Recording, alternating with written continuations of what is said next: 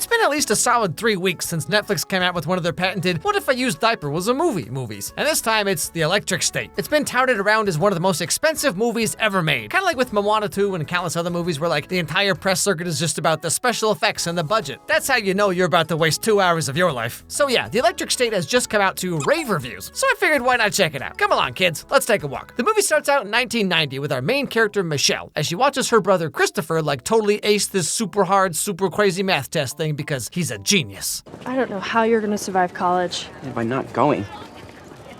What are you talking about? Well, Mom and Dad would have gone nuts if I didn't take the test, so I took the test and I kind of wanted to see how I do. I don't know. Nah, my dude, you gotta live the American dream. $20,000 student loans just so you can work at Applebee's. Right after this, the movie gives us a montage about the world in which it takes place, which is basically like, what if Disney animatronics had feelings? But before that, really quick, this video is brought to you by Raycon. Now, I know you've heard me and everyone else talk about Raycon everyday earbuds, right? Comfortable earbuds, great sound quality, half the price of all the other guys. I know you've heard it like 1,000 times. But the everyday earbuds are even better now? Check this out. Quick charge. Every 10 minutes of charge time gets you about 90 minutes of usage time. And these things last like 32 hours, so you're not gonna be charging them very often anyway. Multi-point connectivity. You can pair these with 2 devices at the same time. So you listen to your podcast while you're feeding all the cats, vacuuming the floor, whatever. And then when you're done, you hop on your Nintendo Switch and you're ready to go instantly. Active noise cancellation. They have even better protection from weather, sweat, that kind of thing. True story here. I accidentally left my Raycon earbuds themselves in my pocket when I washed my shorts later that day, right? And I was like, wow, good thing these things don't cost very much anyway. But they still work just fine? Now, obviously, I would not recommend doing this, okay? But I'm just gonna say that you're getting way more out of these guys than you would get from ones that cost like 2 or 3 times the money. Now, I'm someone who I guess apparently has kind of weird shaped ear holes because like a lot of earbuds I've tried end up falling out just randomly for no reason, like but Raycon's have these optimized gel tips that just fit right in there. Go to buyraycon.com/Myers to get 20% off the best-selling everyday earbuds. Brought to you by Raycon. Okay, back to the show. Initially developed by Walt Disney to promote the opening of his theme park in 1955, robots were eventually put into mass production. They quickly became the backbone of a global work, doing all the jobs that humans didn't want to do. For years, they never complained about working around the clock. Basically, this whole beginning part, and really the entire movie, honestly, it's just one big like, hey, remember the 90s? With random references just like falling out of their pockets. Anyway, so the story goes that people invented robots and gave them AI sentience to do like work and stuff. But then the robots didn't like being slaves, so crazy plot twist, they rebelled and there was a big war which was going pretty bad until this guy named Ethan Skate showed up and changed everything. Mankind needed a leap forward. I just showed it where to jump. He called his breakthrough the Neurocaster, a device that linked the human mind to mechanized drone bodies. Obviously, I have no issue with technology, as long as humanity retains control. And so this takes us to the far-off futuristic year of 1994, in which these Neurocaster things have become the norm. Like school, work, everything is based around this technology about like having your body be in one place and your mind in a different place. To be fair, it's kind of what my entire life was like when I worked a corporate job, and I would just like sit there in the most pointless meetings of all time being like, oh, Funyuns is just fun onions. Well, that's clever. And this then brings us back to Michelle, whose life is a little different now 4 years later.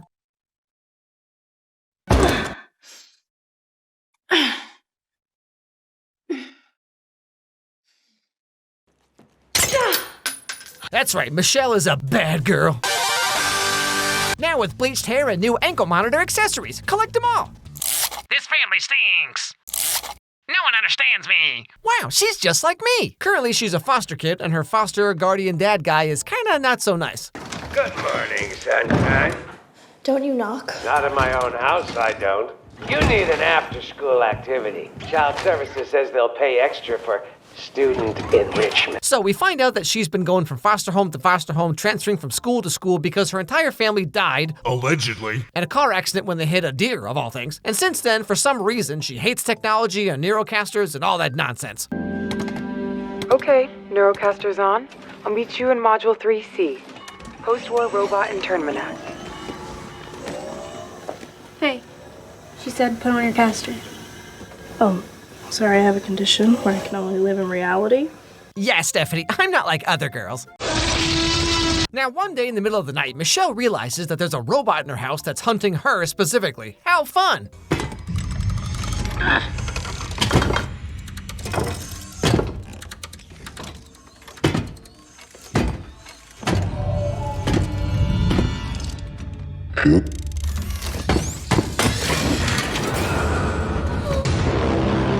a robot in the human world. So, this little guy is actually the main character of her brother's old favorite cartoon show about Kid Cosmo the robot who, defended friendship or whatever. Anyway, so this robot dude shows up, and as you might imagine, Michelle's a little confused. Now what do you want? Stay back. There's trouble on the moon. Put that back. You're my special friend. That's me. So then the foster dad guy sees all this, he freaks out, he's about to throw Michelle out of the house for causing trouble once again, and then Michelle's robot brother dude beats the crap out of him and they escape in his car. Can you do anything about that? Please don't be a psycho. Yeah, I don't know, my dude. You're the one with the ankle monitor, though, so, it's like when you date those girls who talk about how, every guy I've ever dated has treated me horribly, and then you date her for a while, and you're like, oh, I think you might actually be the problem. Now, one thing we learned about this foster dad is that he's been buying a bunch of stuff off the black market, which actually means it's stuff from a place called the Exclusion Zone. Where exactly are you?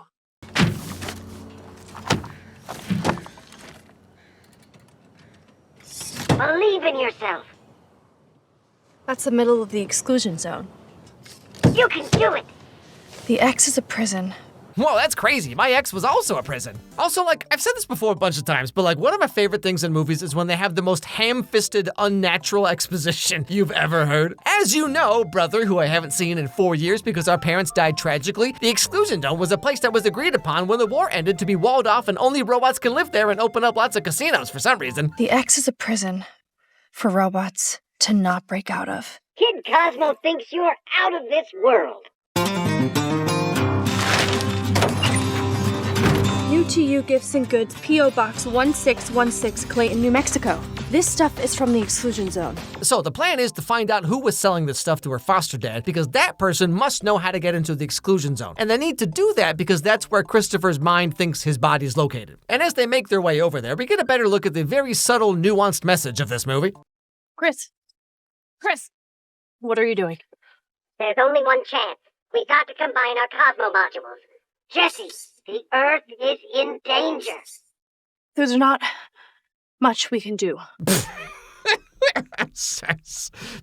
Technology is like a drug, man. Yo, dude, for real though, a friend of mine just died from snorting too many Nokia phones. Anyway, so they get to New Mexico and they find the guy who sells the stuff. I thought we said 10 o'clock. You said 10. I'm saying now. Sounds like you don't trust me. That's because I don't. Chris Pratt, he's so cool. I told you 15,000 was too much. I'm not running a discount business. You serious? You work out of the back of a truck. Maybe we got room for his bike? You bet your cute little mustache we got room. I'm so glad he has a wisecracking robot sidekick, you know? I was thinking this movie needs one, and there it is. 17%, more like 17,000%. Anyway, so Michelle and her robot follow Chris Pratt, whose name is Keats in this movie. They follow him and his robot to their super secret warehouse full of all kinds of illegal 90s contraband. Freaking corn dogs, Salisbury steak, my ice cream sandwiches are all melted. What do you mean you got no food, man? I just carried a crate of food in. Go eat that. No, those are antiques. I can't. What are you talking about? They're Zagnuts. Everybody likes Zagnuts. I'm not eating the freaking Masters of the Universe tie-in Zagnuts in the original packaging. This is just Ready Player One all over again, isn't it? You know, it's one thing if I, an individual person making my own YouTube videos, talk about things from my own childhood, you know what I mean? But to have an entire $300 million movie that's just hey, can you make sure that Chris Pratt says the word Orange Julius at least twice? You know what I mean? Anyway, so stuff happens or whatever. How'd you get down here? Back your truck. What do you want? There's trouble on the moon. We need to get to the X. The X. Kid, it's not some spring break hotspot. Oh, trust me, don't I know it.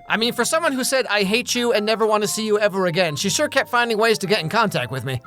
Only thing you're gonna do in there is die. So why don't you get back in the elevator and forget you ever saw this place? Now suddenly this robot hunter, bounty hunter dude guy shows up. I assume because Michelle's foster dad called the cops on both of them. And then there was probably this really fat police chief guy who was like, Thundercats, Polly Pocket, Tickle Me Elmo, what's that? A robot on the loose? Looks like it's time to call in a favor. This doesn't actually happen in the movie, but I just assume it did. This facility is now under the jurisdiction of the Robot Deactivation Task Force. Now, do me a kindness. Raise those hands. I'd love to avoid any unwarranted violence. Anyway, so this guy's here to capture the Cosmo robot that has Christopher's, like, mind consciousness inside of it, which the bounty hunter guy doesn't really know about and also doesn't care because he's a no-nonsense, jaded ex-military guy. So our main characters manage to escape, but in so doing, they trap themselves inside the exclusion zone, surrounded by robots who hate them because they're human. Ew, yuck, gross. You see that wall? You follow it for about 10 years, you'll end up right back here! No way out! We live here now. Congratulations, kid. Oh, crap. You can be brave in the face of danger. Shut up, Chris. Now is not the time. Now, eventually, they do make it to Tabletop Mountain, which, of course, is always covered by never seems to get any smaller laundry pile. And on the way, we learn a bit more about Keats and how he was like a soldier in the war against the robots, but then one day he was like, hey, killing all these sentient robots is kind of messed up, man. And then he and his little robot buddy ran away together. Where are your parents, anyway? None of your business. Dead. Just as well, I suppose. This way, you still get to think nice things about them. They never had a chance to let you down. They wouldn't let us down. Kid. Everybody lets you down. Merry Christmas. Chris, what did I just say? Anyway, so after making it to Tabletop Mountain, around that area there's an old shopping mall, which they assume must be where Christopher is because he said so. But then as they approach, they get captured by robots who are part of this robot community trying to live out their lives in the exclusion zone away from humans. The robots bring our main characters into the old shopping mall with a Sears and a JCPenney. Hey, remember that, fellow millennials? And they get taken to the leader of this community, Mr. Peanut. He goes only by the awe-inspiring title of Mr. Peanut. No way. Cut the guff, P. You know I don't care for all that hyperbole. And so as they get to talking to Bartholomew Richard Fitzgerald Smith. Wait, really? That's Mr. Peanut's name? I thought it was like Jonathan Peanut or something. So they get to talking and we get a little better look at what life is like for robots in the human exclusion zone. You're looking at the cradle of a new, mechanized civilization. I signed that peace treaty because it recognized robots as a people. I don't guess you'd know what it's like to have your very right to exist depend on a piece of paper. I'm sorry. What? No. What is this movie? The Electric State. Two white people learn that discrimination might be bad. Hey, yo, what's up, Squad Chat? It's your boy, Timmy, age 12. I'm about to watch the deepest movie of all time. I don't guess you'd know what it's like to have your very right to exist depend on a piece of paper. Oh, it's like racism or something. Anyway, so... I'm sorry, guys. Let's try it again. Anyway, so that night, this postal worker robot girl named Penny gives them a postcard that was given to her by this one doctor guy who used to live with the robots. And the card says that if by pure happenstance, some robot body containing the consciousness of a little boy named Christopher just happened to show up one day, please give him this card. And then the card tells them where this doctor guy now lives. Just before Mr. Peanut sent him away, Dr. Amherst gave me that letter, and he said to deliver it to Christopher if he ever showed up. Oh, and that there's no signature required. Christopher, if you find this, find me. 2201 Pinnacle Peak Road. And so they make the 100-something mile trip to the address that the guy wrote down. And I will say, though, the aesthetics of this movie are pretty cool, like with the rundown kind of robot civilization thing. You can see where the money went, but also, like, at the same time, like, I don't know, it doesn't really look that much more impressive than Transformers or, like, Pirates of the Caribbean or something. The money probably just went to celebrity cameos and licensing deals so they can have the characters say, wow, I sure do love watching He-Man reruns and then flipping the channel over to watch Gargoyles while I eat my Dunkaroos, and then play Marky Mark music every 6 minutes. But all the same, finally, they make it to their destination. Kindly step all the way inside and make room for everyone. Too late to turn back now.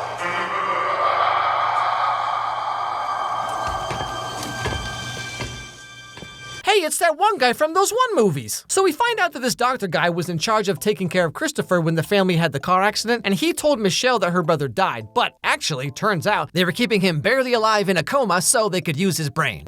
We were losing the war until we found him. After your accident, a center imaging machine alerted us to Christopher. He was special, okay? He was exactly what we needed. So, like, because he's a total genius or whatever, they had to use his brain to power the entire Neurocaster system. But the doctor realized that Christopher was actually awake, and what they're doing to him is kind of messed up. So he put a back door into the whatever this system is, so Christopher could escape if he wanted to, which he did, and that's now why he's inside this little robot guy. And so because his mind has escaped, now the entire Neurocaster system is failing because it doesn't have the computing power of this kid's magical MacGuffin brain. Congratulations, Doc. I think you just won us the war. You're disgusting. If we didn't do what we did, Christopher would have died in that hospital. We saved his life. That's not your choice. You would have pulled the plug? Foreshadowing! Now, long story short, turns out the bounty hunter dude has been following them this whole time. So he shows up and calls in the soldiers from Center, which is the company that's doing all this Neurocaster stuff. Drop your weapon. Hand over the bot. I don't really take orders anymore. Failure to comply.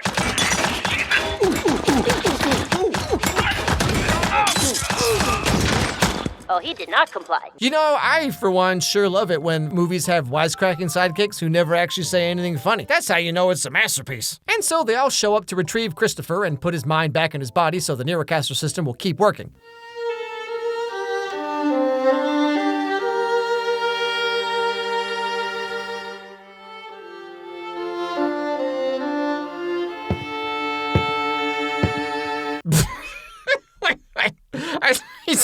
He's just been like standing behind this thing for 45 minutes waiting for all this. I gotta pee so bad, but I can't give up on all my theatrics. You lied to me. It's not a bot. His name is Christopher Green. You had me hunt a boy. How shall I put this? Who cares? Who cares?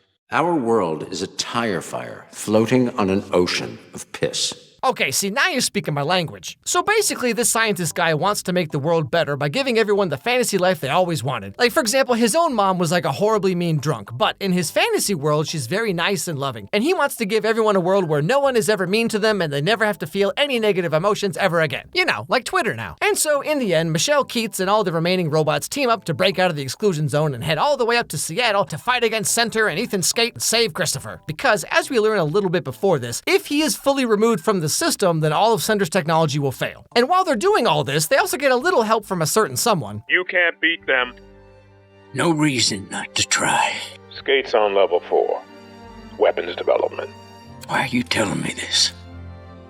Because I finally met someone less human than a robot. Mark Zuckerberg. While this is happening, Michelle sneaks into Christopher's chamber, and by talking to him through a Neurocaster, they both realize that she needs to pull the plug on him because he's only being kept alive by Center to run their system, and so by removing him and stopping the bad guys, he will also be unable to stay alive on his own. Everybody told me to move on, but I couldn't. You were all I had. I got you back. That's why this is okay. No, none of this is okay. I haven't felt anything in 3 years.